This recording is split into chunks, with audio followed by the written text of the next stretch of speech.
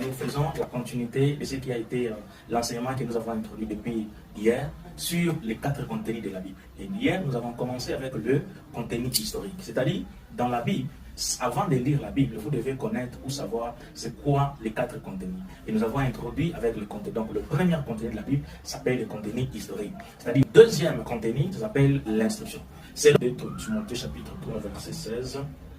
Toute écriture est inspirée de Dieu et utile pour enseigner, pour convaincre, pour corriger, pour instruire dans la justice. C'est-à-dire, la parole de Dieu ou l'écriture a pour objectif ou a pour rôle de nous instruire.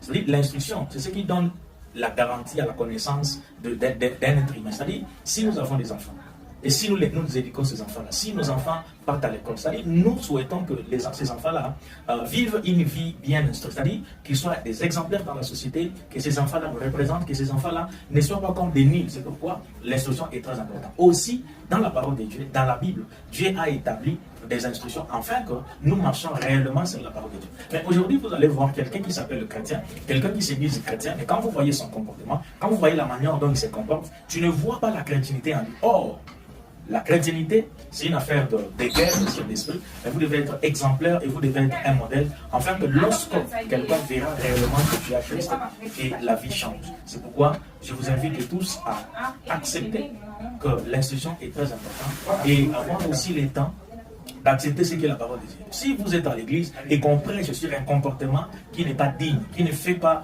l'honneur à notre Sauveur, vous devez changer, vous devez transformer cela. Pourquoi vous devez vous conformer et vous ne vous conformez pas au Seigneur présent, mais soyez transformés par le renouvellement de la connaissance. Notre façon même de s'habiller, notre façon d'être, notre façon de parler doit refléter réellement ce qui est écrit dans la Bible pour que nous soyons des exemplaires. Parce que la prédication ou les conseils, ce n'est pas seulement le fait de dire que non, je suis chrétien, je chante à l'église, je suis évangéliste, mais les gens ont besoin de voir la manière dont tu te comportes. Les gens ont besoin d'avoir la prédication au travers de votre comportement, votre caractère. Parce que le caractère prêche mieux que la prédication ou la prière. Mais aujourd'hui, posez-vous la question, vous partez à l'église, vous donnez, vous priez, vous gênez 21 jours, 40 jours, 50 jours, mais quand nous voyons votre caractère au quartier, ne reflète pas que vous êtes enfant de Dieu. C'est pourquoi le rôle de l'instruction, lorsque vous allez lire la Bible, vous allez découvrir que dans la Bible, il y a certaines choses que Dieu va vous interdire de faire. Il y a certaines choses que la parole va vous dire, ne fais pas ceci, ne fais pas cela. C'est pour votre bien. C'est pour que vous soyez un témoignage pour le royaume de Dieu. Que Dieu vous bénisse.